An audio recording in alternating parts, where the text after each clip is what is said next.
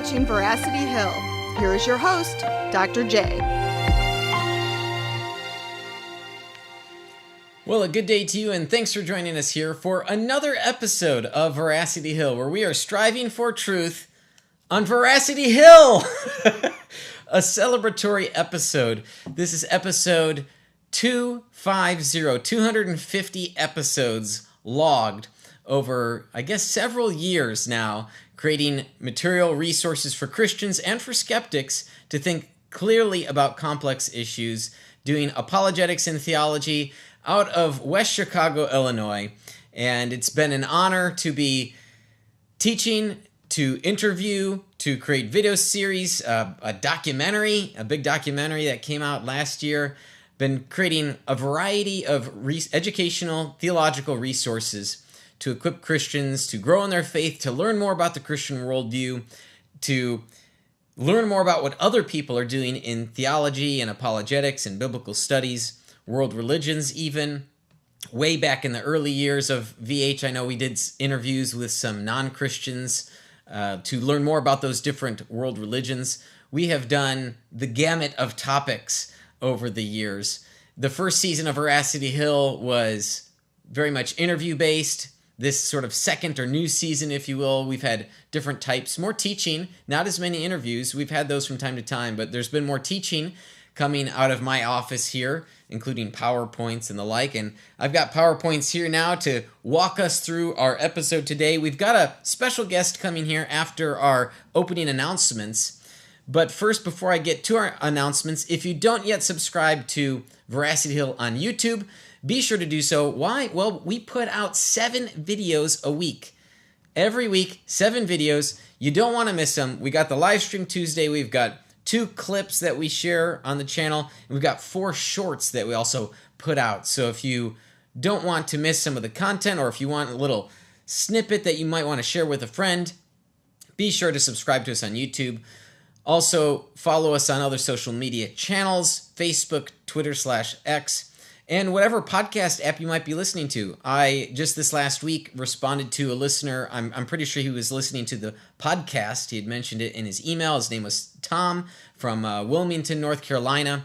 And he was working his way back through some episodes from a couple months ago on the Salvation Wars. He was listening through those, 3 or 4 episodes, I think, that it took to get through that roundtable discussion from the guys at Southern Baptist Theological Seminary, and he thanked me for dealing with that, and he realized that what I was saying was correct, that these guys didn't really do a good job at accurately and fairly having a fair dialogue with Matthew Bates' new book. So, Tom, thank you for listening and for writing to me as well. So, if you listen through this in podcast form, please be sure to give a review as well. That helps us on the charts, and it lets more people then know about Veracity Hill and the content that we're making every week. It really has been a blessing. Okay, episode 250, it's in our Veracity Hill Gold. You can see it there. I want to tell you about some upcoming events. And we've got, let's see here. Let's see if I get the computer up and running properly here. This may or may not work. I'm not sure if you're seeing the preview, but we'll roll with it anyway. So we've got events coming up.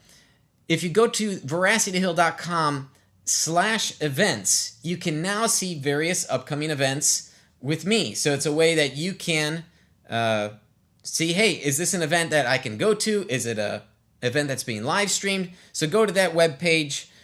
And this first event, it's a debate. This next event. We've done plenty of events over the years. This next event, first one on the events calendar as it goes chronological, is next month. It's a debate on Romans 9, and I'll be debating my friend Sean Luke. We'll be having a friendly discussion, but it's a debate. It's a formal debate, opening speeches, responses, cross-examination, so on and so forth. The question that will be debated is, does Romans 9 teach corporate election? And it's going to be hosted at Defenders Media in West Chicago, Illinois. We will have a live audience. The cost for attendees is $5. Just $5 to come watch this debate live, and what the $5 covers, cookies and drinks, okay? Very cheap. If you're local, if you're in Chicagoland, you want to come for a nice formal debate on a serious theological doctrine, the doctrine of election. What does that mean? What does it mean God predestines? Who does God predestine? Who does he predestine? Then you won't want to miss this debate, August 29th. It's a Friday evening, but we'll be live streaming it. The team at Defenders Media will be live streaming to the Veracity Hill channel, so you will be able to watch it from the comfort of your home if you're not able to make it. So for more information and to register, you can go to veracityhill.com/events.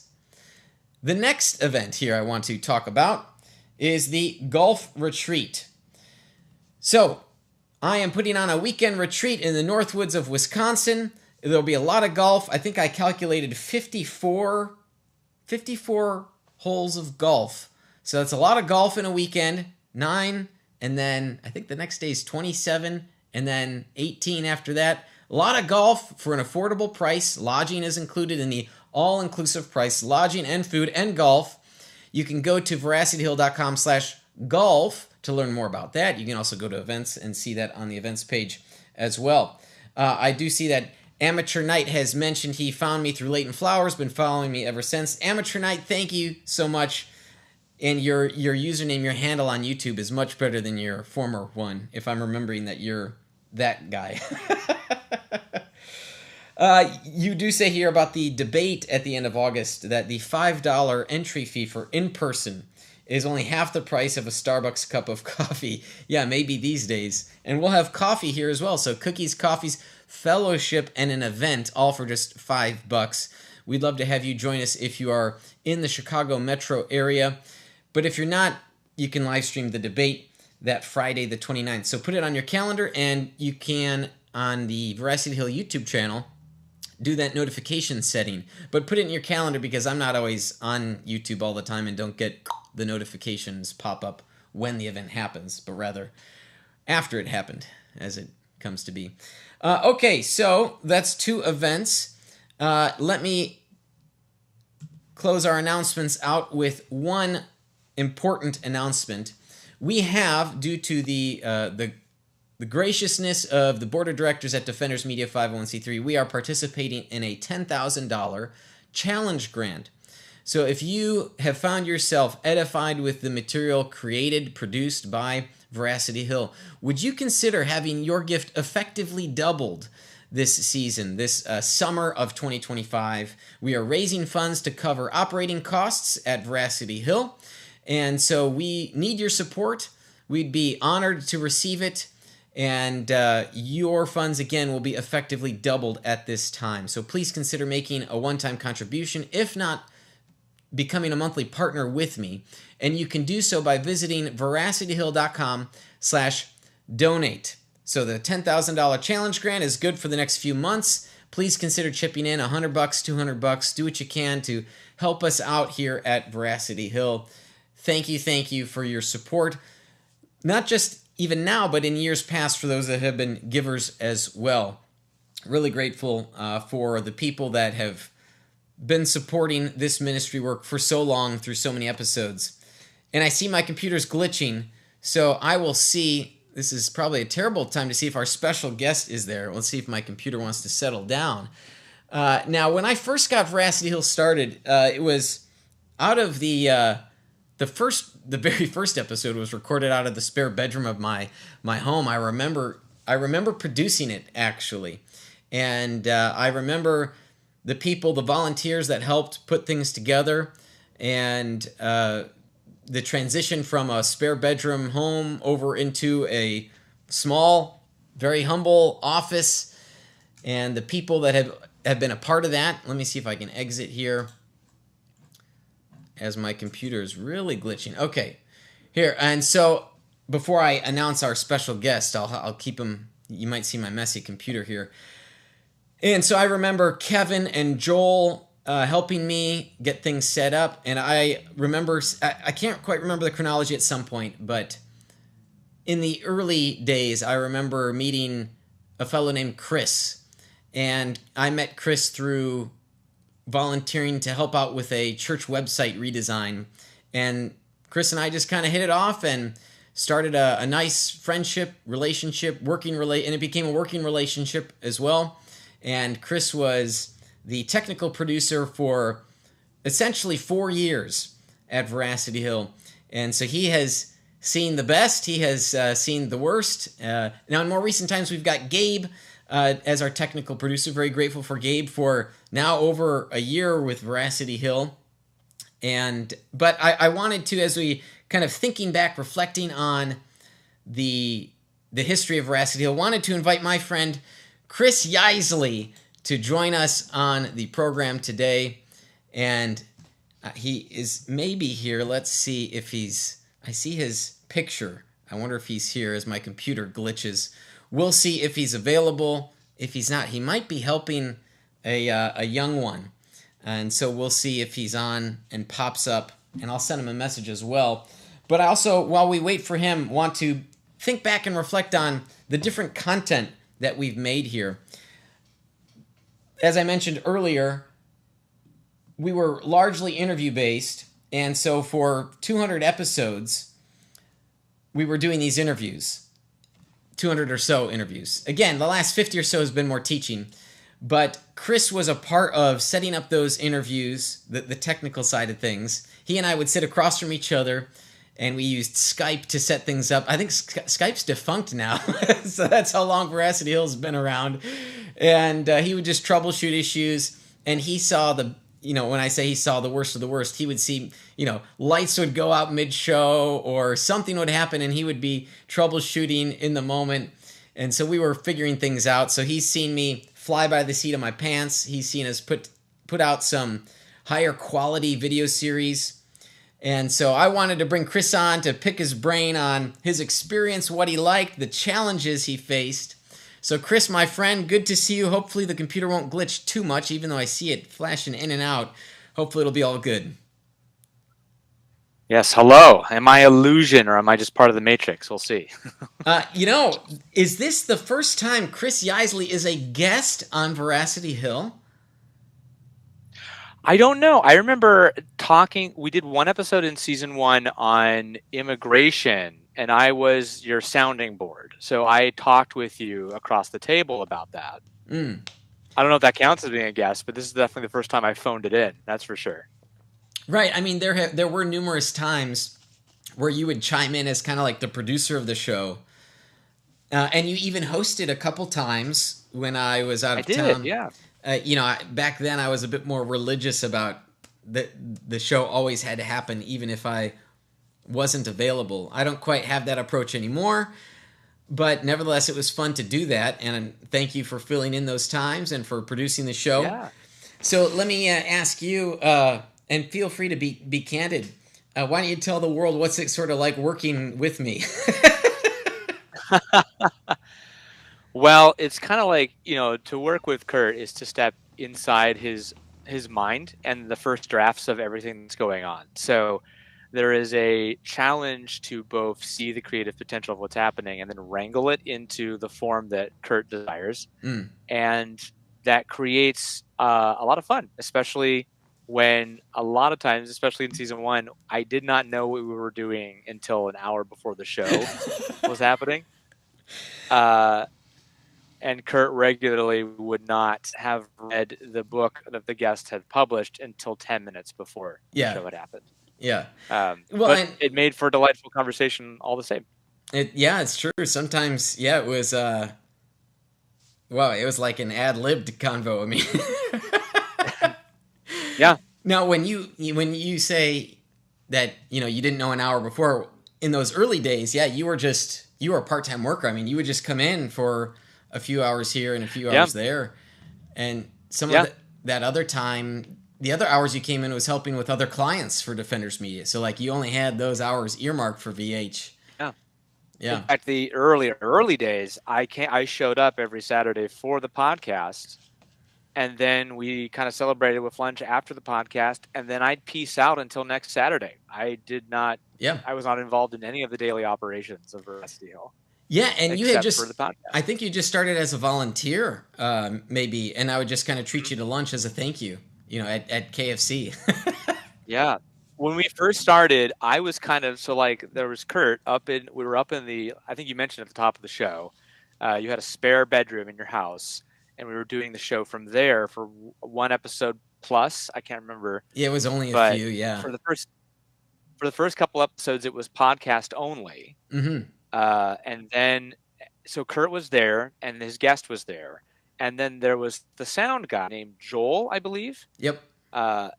And I was sitting like behind the sound guy as like the auxiliary sound guy if something went wrong.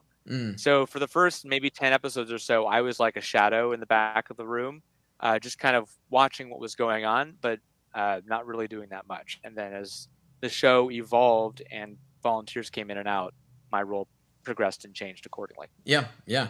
And I remember too, it was audio only for like the first 16 episodes or something like that, and then we transitioned to video. Yeah. And our first camera was a Mevo live stream camera. Remember the Mevo? The little That's right. The little round thing? Yeah, you got in on the ground floor for that one. Yeah. Yeah, I got one of the first editions. I don't know if that was a Kickstarter. It may have been one of those Kickstarter campaigns. Yeah. But the tech was we set the camera very far back.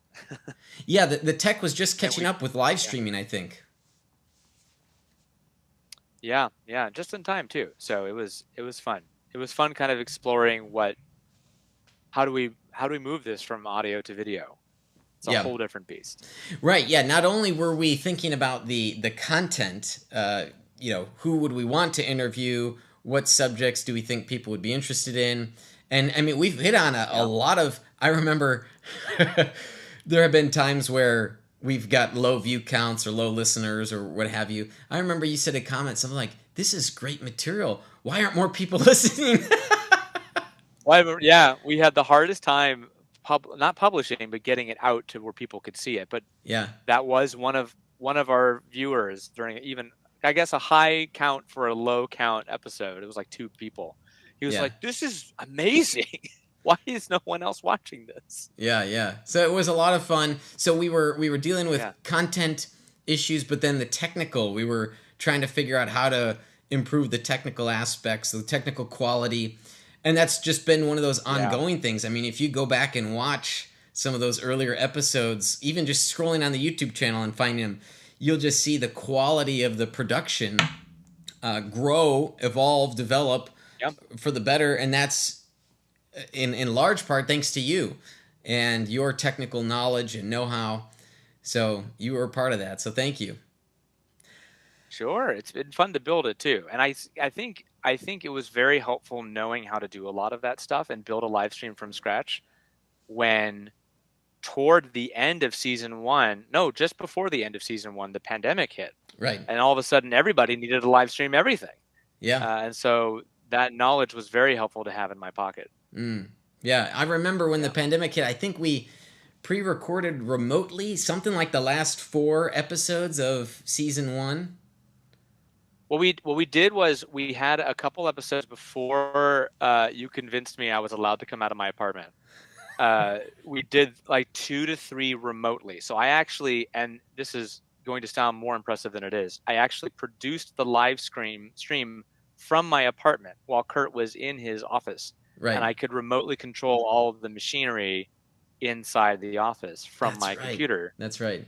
But then the last 4 episodes at the end of season 1, we did in a batch, like over the course of one day in the office. There were life changes, we'll say, that were afoot at that time. Yeah. And marks the season 1 and about 2.5 years later, season 2 coming back. Yeah, that's true. Yeah. But man, episode 200, that's a banger of a way to end season 1. It was great. It was. So y'all should go check out episode 200. Yes, the interview with Lee Strobel. That was a lot of fun, and you made me shed tears with that little unknown video at the end that you made. So that was. Oh yeah, I made a goodbye video for season 1. Yep. And at the what time, we thought was the end of Veracity Hill at the time. That's right. At the time, we just didn't know. We thought, hey, maybe that was it, and it was a good run. But the Lord had other things in store, and I've been doing different things since season 2 launched. We've put out video series. I think in between the seasons officially of the podcast, we did the Misquoting Ehrman series. That was a project you were a part of, right? So that was sort of a big hit. Yeah. You had shot and written the script for that, and I think I edited all those together. Right. Yeah. That was a big project that you were part of. That's Veracity Hill, more than a podcast. We've done other sorts of video series. We've done different types of videos. We've been doing shorts now. The whole team at Defenders. I know you help with freelance stuff here and there, but the team at Defenders is putting all sorts of Veracity Hill shorts. Mark's doing these audiograms. Speaking of Mark, he's been commenting here in the chat, and for his sake, I'll bring. Hello, Mark. Mark says, I've known Kurt longer than most, including Chris. That's true. Mark and I have known each other since middle school. And we've known each other a long time. Long time. We're getting old.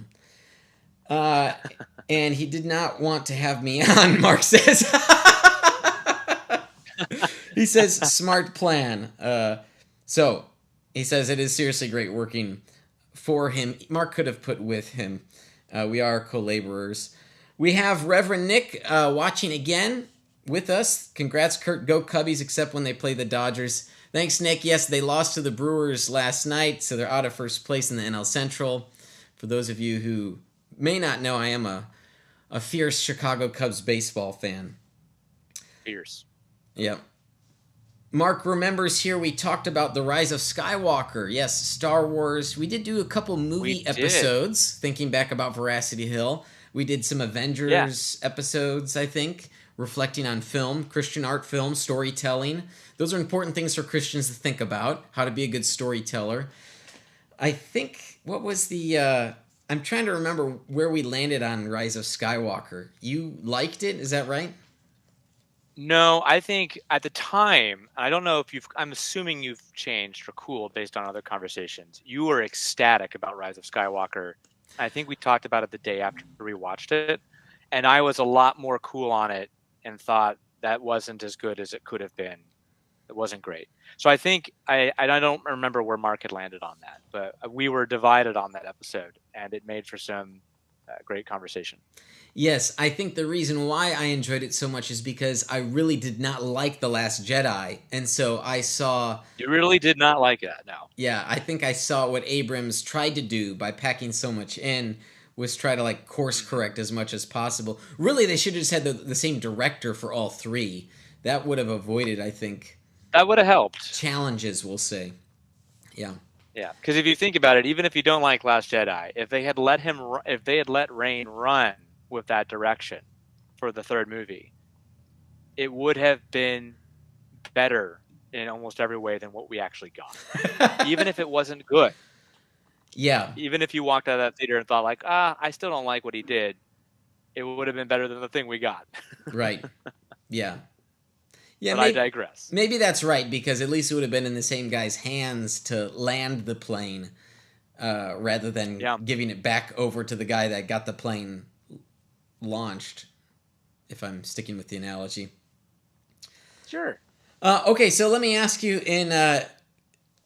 during your time as tech producer, do you have any favorite or memorable episodes? So memorable may not be like favorite, but boy, you certainly remembered the way that went down, you know? A couple. I was thinking about this before the show came on today, and I was remembering we had one. I'm struggling to remember his name, unfortunately, but we had an in-house guest, which for us at the time was exceedingly rare. I think it still is. Yeah. And he was a musician. He played guitar. And so he talked about his faith journey and then also played a couple original songs on the air for us. Royce Lovett. And that was good. Yeah, Royce. So that was a ton of fun.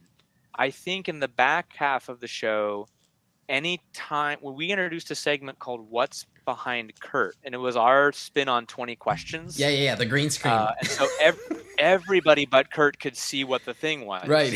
And Kurt had to guess what it was. Yeah. And that was a ton of fun to put together. I think there was also a fun feeling of like, inevitably, there's so many moving parts to a live stream, especially so now. And you know, if you compare our first video live stream, which was I think was just the Mevo and then the audio board with a couple of cables going somewhere, but most of it going wirelessly to your phone. Yeah. And Right. I Yeah, look at we the were setup you're we were working using with. my phone. Your phone was the camera switch. And you compare it to what you're using today, which Yeah. you know, me and the in-house tech producer have lovingly referred to as the rat's nest. Yeah. There's so many, and that's not uncommon for broadcast. There's so many wires going so many places to keep a clean machine up and running. There is always this, even if you have everything in place, more often than not, there would be this last minute panic. Something would go wrong, and I would have to put out a flash fire either before I went live or like, you know, so here's, for all of you watching, here's a fun trivia piece that is almost always true. If you log on at the top of the show, there's this lovely 5-minute timer that's happening that's letting you know the show's about to start. Almost every time there is a lot of panic happening behind those 5 minutes to get like put out some fire that has happened, or someone realizing that the subtitle's not ready, or like the guest feed went down, or our internet crashed. Something happened. Oh yeah, internet crashing. That's almost, yep. That happened a lot in the T-Mobile days. Yeah, we were using a hotspot, and this was 8 years ago, and so the hotspot was all we could afford at Defenders at the time was this dinky little limited data hotspot, and they would throttle after we had reached. So there were some episodes where like our quality was just throttled, but you brought up we had to purchase more data. Oh yeah, man. And I had forgotten that we were we were doing the production and feeding the cords into my phone. I had forgotten that we had that workflow for some time before we got the computer. Wow.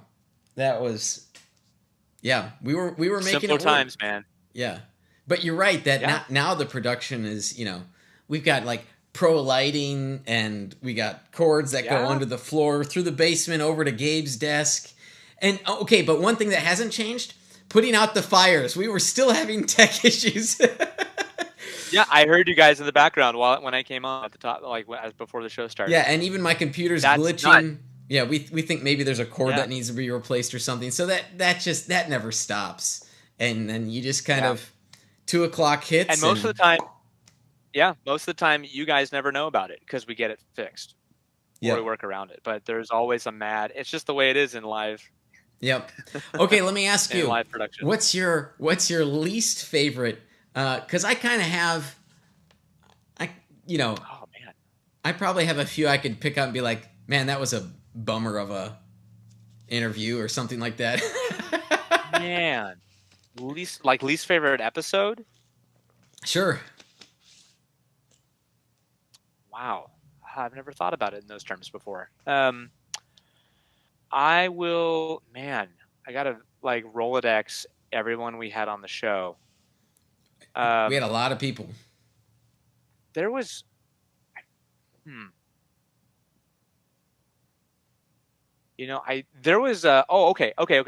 There was one episode where we had another in-house guest, and for some reason, even though. So I had a camera, just like I would with any in-house guest. We had A cam, B cam. So the A cam was on Kurt and the B cam was on the guest. And for some reason, this is during those 5 minutes before the show started, both the guest and Kurt decided, hey, we're not going to talk to each other. Let's both look at our respective cameras instead.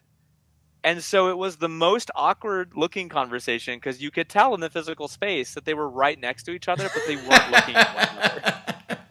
And it would have been a lot more natural for them to have a dialogue, but they both looked very stiff and like jilted because they not only were talking to a screen and not a person, right, but also they were forcing themselves to not look at each other. And I'm like, what are we doing? And boy, I can't even remember which guest it is, but it's okay if you don't want to say the person's name. But I just don't remember that one.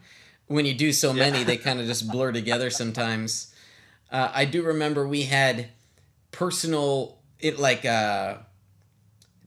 not quite theology apologetics, but like testimonies. What we called it, like stories of the journey or something like that. And we brought on different people that I had just met.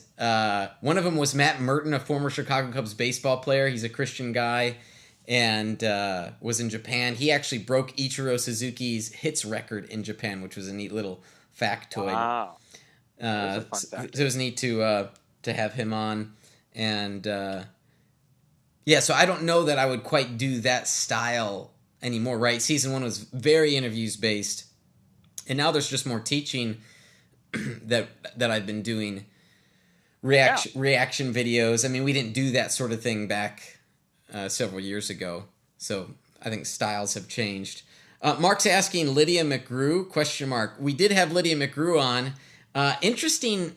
I think if I'm remembering my chronology, and some of you know that I don't agree with Lydia McGrew's approach to the Gospels, but an interesting little factoid, I think before or in the early days of the Lycona fallout, we'll call it, Lydia was a guest. So like I would interview her about her book, and there's just a way of sort of keeping the drama at bay for the professionalism of the content. Yep. And so her book, I think very, very early on we had Tim on as well. I think within the first 20 episodes. Oh yes, yeah, no, we did have Tim, and that was pre-Lycona fallout. They were both great. They were both great interviews. Yeah.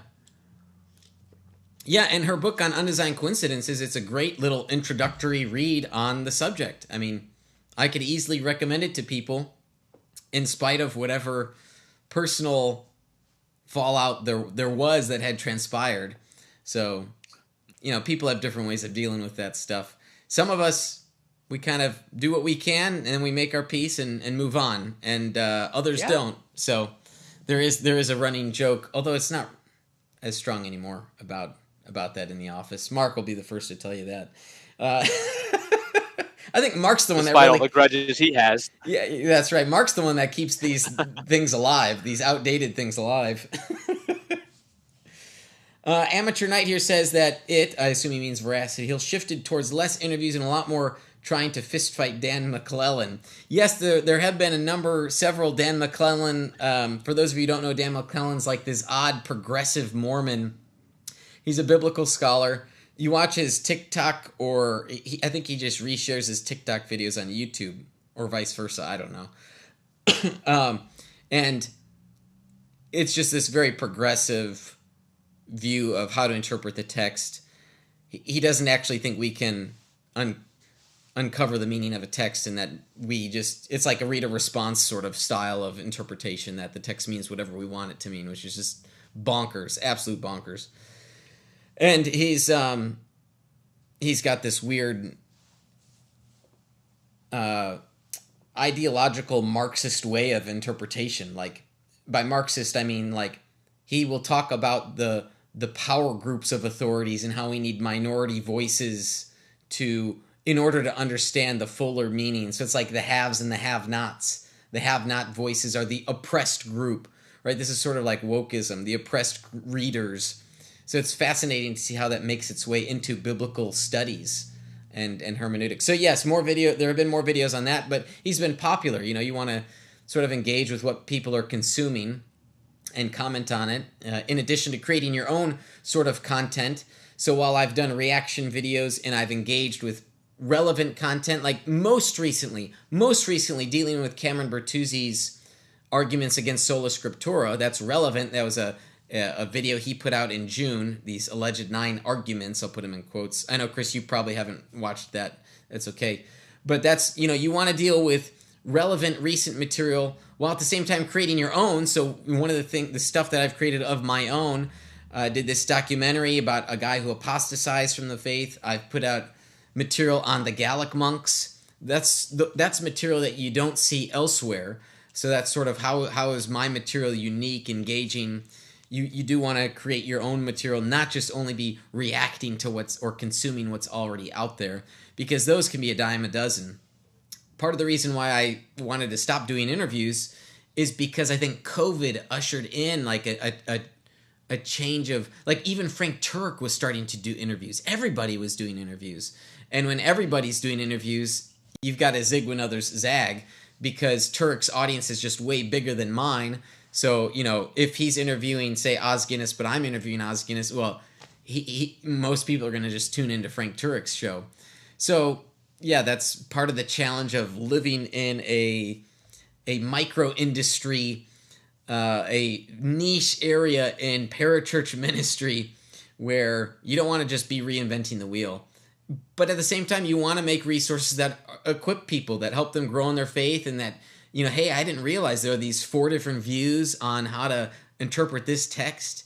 So, when looking at Veracity Hill and the ministry, it's been, the Defenders Conference with Dr. J putting on these multi-view events so people can learn. Part of the reason why I've liked that, and Chris, I know you've had some interest, I think, in just following that, the multiple views stuff, is because some people have left the Christian faith altogether because they think what their parents taught them was the thing that the Bible taught on.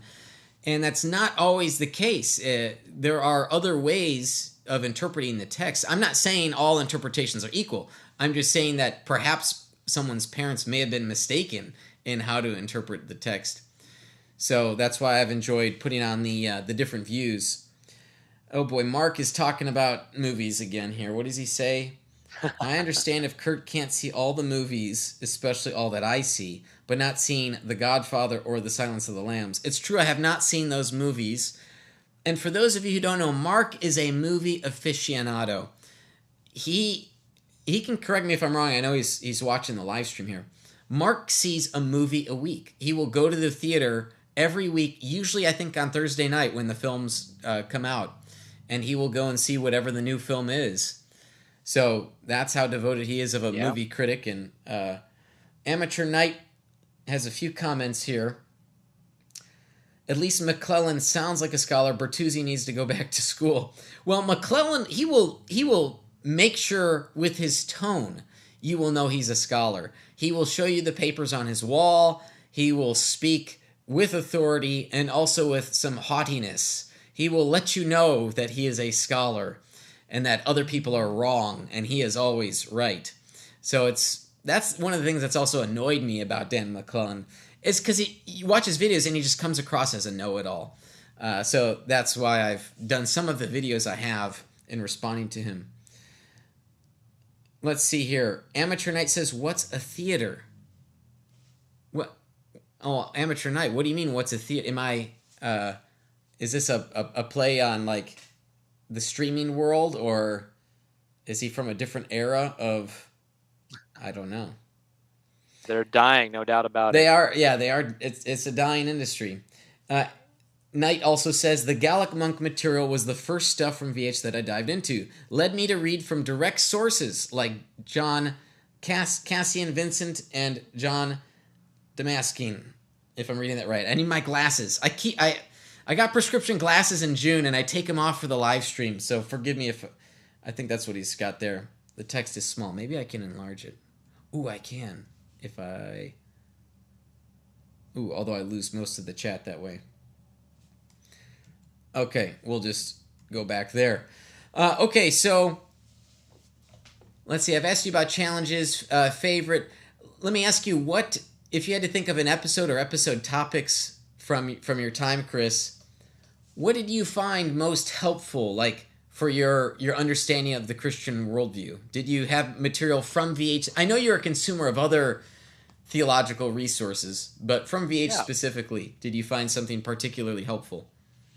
Well, I think so. If this counts, because you just mentioned it, but the idea of bringing multiple worldviews to the table, I think that has always been, even before Veracity Hill officially started, I think that's always been one of your biggest strengths. And then that's manifested in Veracity Hill, which is the official arm of you as Dr. Jairus, is the ability to pull in people for discussion on multiple views, and to let them decide, like, let's critically think about all the pieces on the table and let's arrive at a consensus together, or at least have a civil discussion about it. Yeah. So when that, Veracity Hill made appearances at vendors conferences that had that happen, and that still has remained a huge resource for me, but also for young men that I disciple who will semi-regularly get caught in that rut of like, oh, Chris, I was reading these passages in Deuteronomy on genocide, and I just do not know how to square up the God that I serve with these passages. I'm like, well, let me tell you, son, about a conference that Veracity Hill and Defenders Media put on that brought on multiple views. And I just will list off all those resources. So I think that has been, I think there was great value in just the initial tone of bringing on guests all the time. Yep. Because that was kind of the heart of Veracity Hill, was like, hey, everyone, here's some resources. And I would walk away from several episodes pondering what people had said, or counting that person a new resource to go like check out. And that would manifest pretty regularly in the Defenders conferences that were held that brought multiple people to discuss those views. So that was probably my biggest takeaway, was that tone. If you had, I know you've had other projects you've been working on in your life and aren't our primary. You're our backup tech producer when Gabe is on vacation or sick. You filled in a couple times. When you're thinking about season 1 and season 2, are there subjects or topics you'd like to see covered for, Veracity Hill? Subjects we should dive into or dive deeper into? Man, that's a good question that I would like to see dived into, or that I enjoyed that we dived into. I know we did some episodes on science and religion, relationship of that, but like I've never really gotten into like age of the earth questions. Yeah, we did like one episode on age of the earth, I think. There was one guy who came in to talk about that early on, and I enjoyed that one. Yeah, we had Ken Wolgemuth on to talk about his book on the Grand Canyon. That's sort of an argument for old earther. Mm-hmm. Did we ever bring on a young earther to talk about young Earth? I can't remember if we had. I don't think we did explicitly. They might have brought it up, but I don't think we had that as a counterpoint on the show. Yeah, that's a good question. I think I really like it when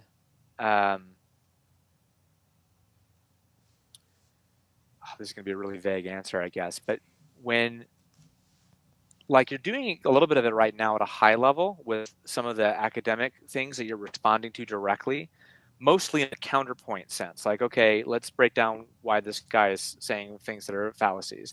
Let's break down, how this person is getting this doctrine wrong in the Protestant faith, and let's talk about the right way to view it. I think having a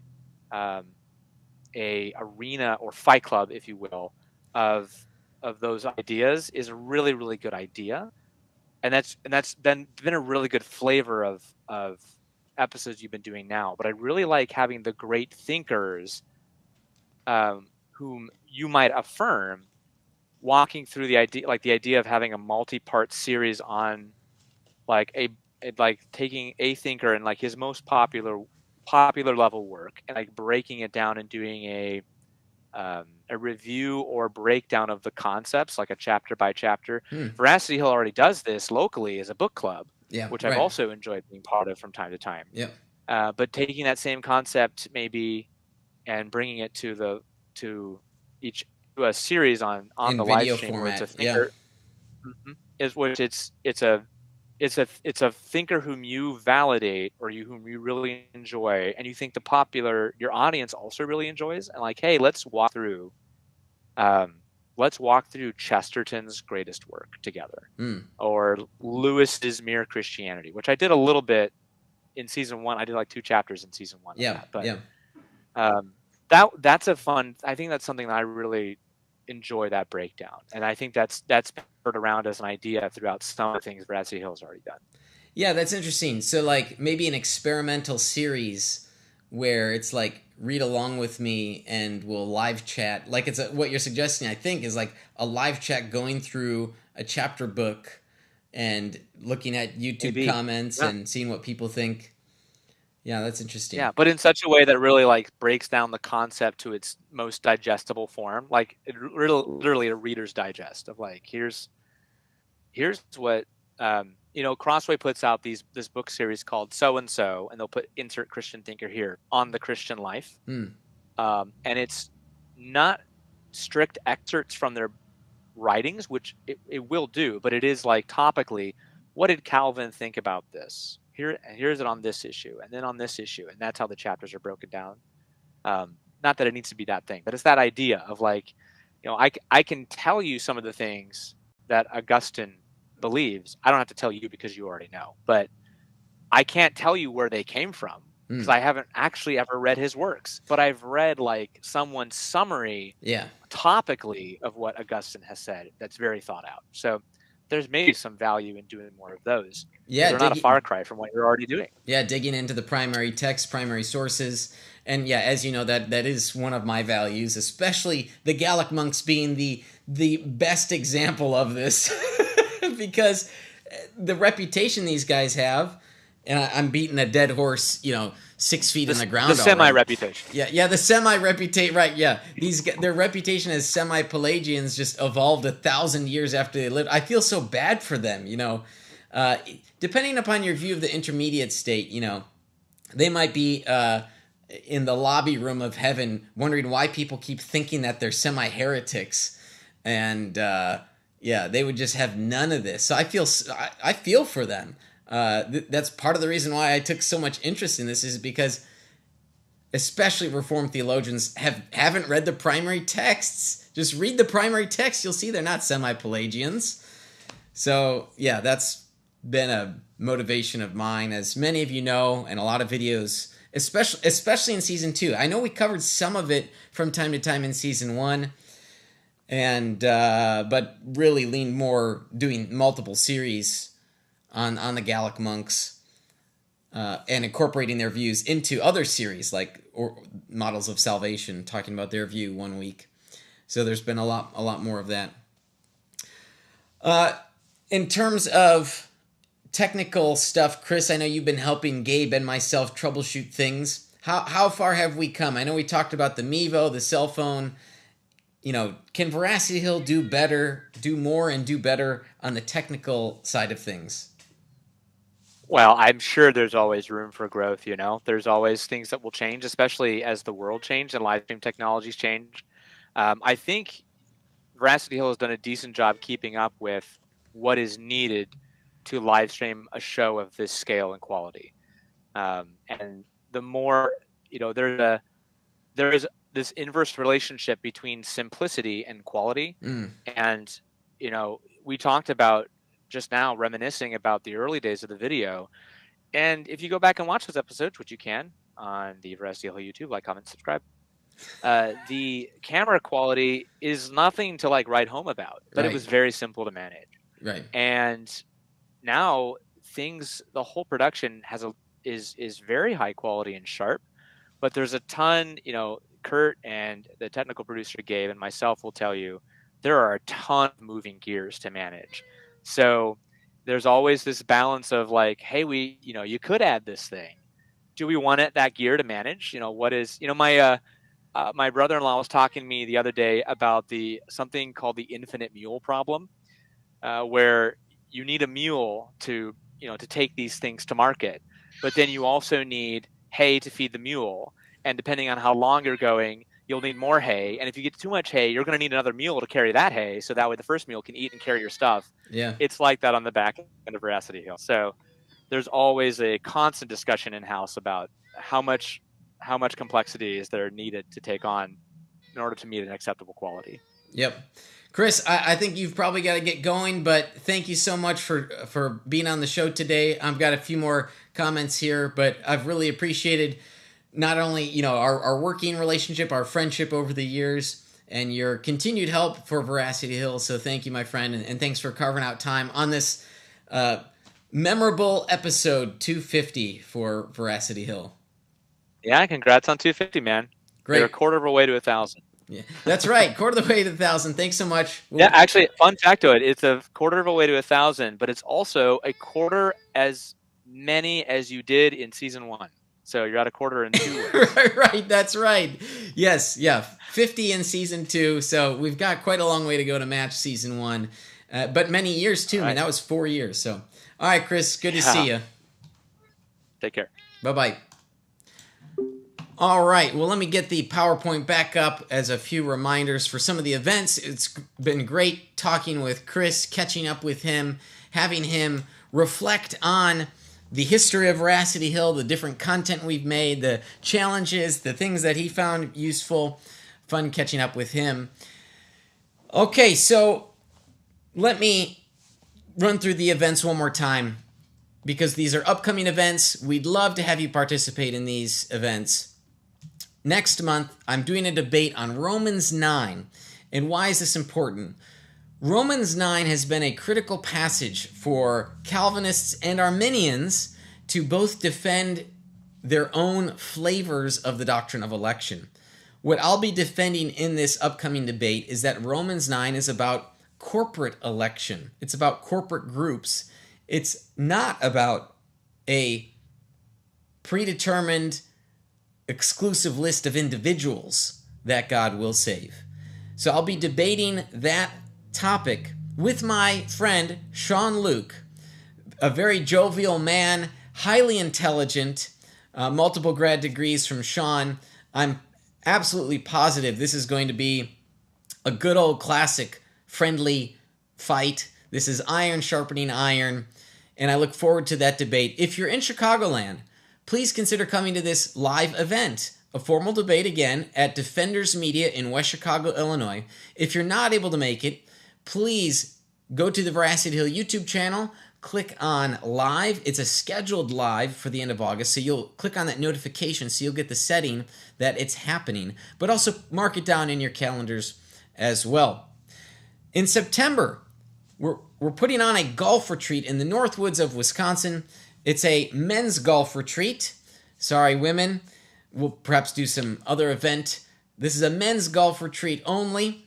If you like to golf, you want to spend time with me, pick my brain about theology and apologetics, meet others, have good fellowship, go to veracityhill.com/golf to learn more, get the details, an all-inclusive price, lodging, food, golf, all included, very affordable for September 19, 20, and 21.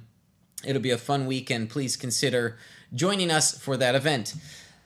And then, not so much an event, but again, as a reminder, we do have a $10,000 challenge grant right now for Defenders Media and Veracity Hill to help cover our operating costs.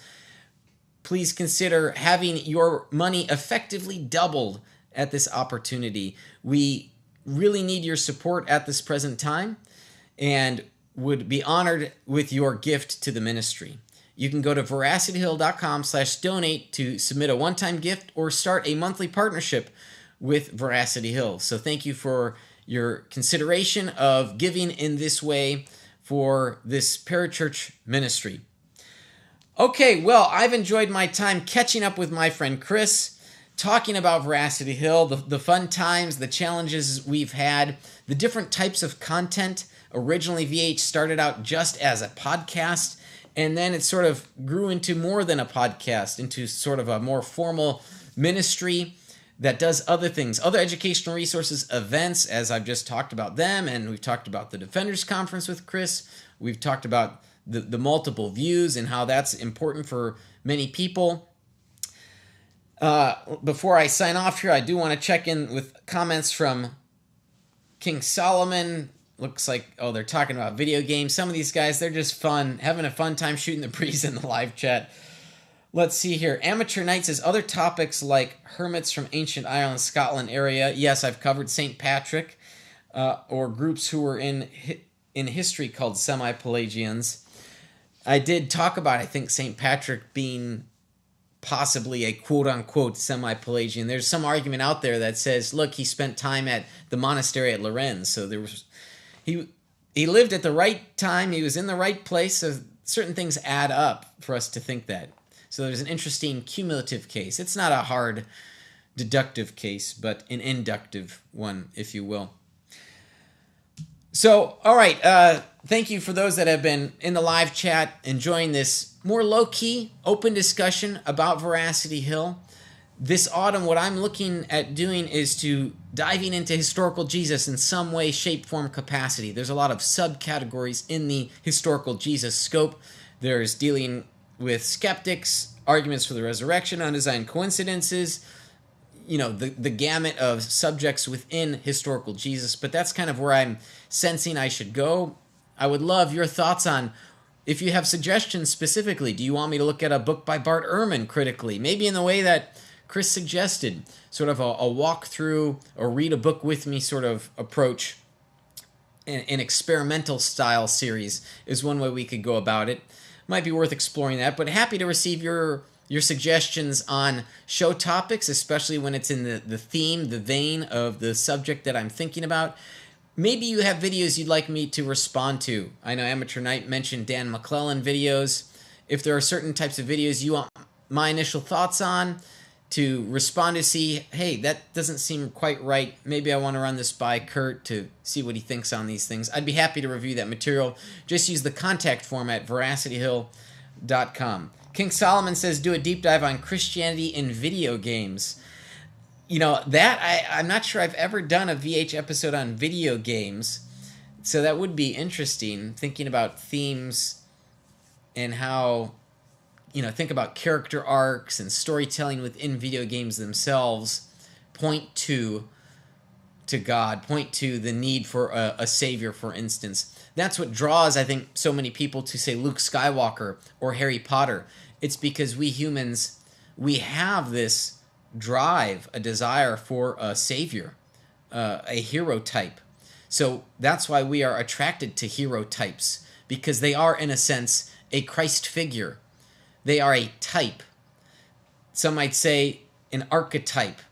So, yes, it really is fascinating when you think of fiction, whether that be in books, film, or even video games. It would be interesting to do a dive on video games, but I've never done that sort of thing. Interesting suggestion, King Solomon. Okay, well, that does it for the show today. Again, more low-key, a fine discussion with our old friend Chris. Glad he could come on the show today. I'm grateful for the continued support of our patrons. Those are monthly supporters of Veracity Hill. If you want to become a monthly partner with us, please go to veracityhill.com/donate to support this ministry. Today, we are a 501c3 ministry as a partner with Defenders Media 501c3.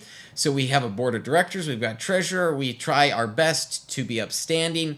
We have Christian men that are on the board of directors. So as a parachurch ministry, this is not maverick apologetics, which is the case with some of the folks out there. And so I'm very quick to, if people request information from my pastor, happy to give that info over. Unfortunately, sadly, over the years, when I think of reflecting back several years in ministry, I've sadly come to learn of Christian men that stopped going to church, Christian men who have fallen away. They've fallen into sin. They've fallen away from the faith. It is sad to see. It does happen. Especially when you're young and in your 20s and you're so high on life. As life goes on, things change and your perspective changes as well. And the issues you deal with in life change as well. And so you learn to deal with some of those things that come up in life. Hey, I'm also grateful for the years of sponsorship from some of our partners. Defenders Media, obviously. Apologetics 315, also Rethinking Hell for their devotion to supporting the work of Veracity Hill. If you want to learn how to become a sponsor, reach out to me through veracityhill.com at the contact form. I want to thank our technical producer, Gabe, for the fine work he's been doing at Veracity Hill. Continued troubleshooting, sometimes almost week after week, as we figure things out. Like Chris had said, it was almost like trying to put out a fire. Maybe it's not quite like that intense anymore about putting out fires, but continued troubleshooting of, every time we try to improve the production, things change, the workflow, the physical infrastructure changes, and so that can create new challenges. Like Chris said, it's sort of like the infinite mule problem. Amateur Knight asks, do you ever do anything on parenting? I think we do have some interviews on that. I can think of Elizabeth Urbanowitz interview. Maybe, I can't remember if we've interviewed Natasha Crane before. I know Jay Warner Wallace, we've done some work. So if you search our interviews night, you might see that as well. How to get your kids into the works of the Gallic monks. Might be a little too young. The Gallic monks might be a little too high level for them. But if you're looking for other worldview resources for kids, as Mark mentions here in the chat, we've got this book called a series called Doorway Crew. The book is called Gabby Goes to Ludicrum. So, Night, you can go to defendersmedia.com, click on the Doorway Crew tab to purchase this affordable, engaging read that is specifically geared towards young readers. But also, we've had grandparents read the book and say, hey, this is an awesome book. When is book 2 coming out? It is drafted. We are slowly in the editing process. And so that is part of our vision at Defenders Media and Veracity Hill to be putting out more Doorway Crew adventures. Okay, not only do I want to thank Gabe for his work, but everyone else that is a part of making Veracity Hill what it is. That's Dante, Kyle, we have Sophia, and of course Mark, Peter, who helps as our Director of Advancement. He's doing good work. Kevin Edwards, our Code Master. We've got a small little team at Defenders Media that they all help out. Beth, can't forget Beth. She helps out with titles, descriptions for videos week to week. So I'm really grateful for each of these individuals. And of course, anybody that I may have forgotten. I'm trying to remember if there's anyone hanging. Forgive me if I have, but I really am grateful from the bottom of my heart for the help that they give to this, to creating these theological resources week in, week out. I also want to thank our special guest, my friend Chris, for carving out time. You may have heard his baby beginning to stir from a nap there towards the end. Thank you, Chris, for hopping on the show today to reflect back on Veracity Hill. And last but certainly not least, I want to thank you for watching or for listening in as we're striving for truth this week on Veracity Hill. This has been Veracity Hill, a viewer and listener supported program. For more resources, including past shows, visit veracityhill.com.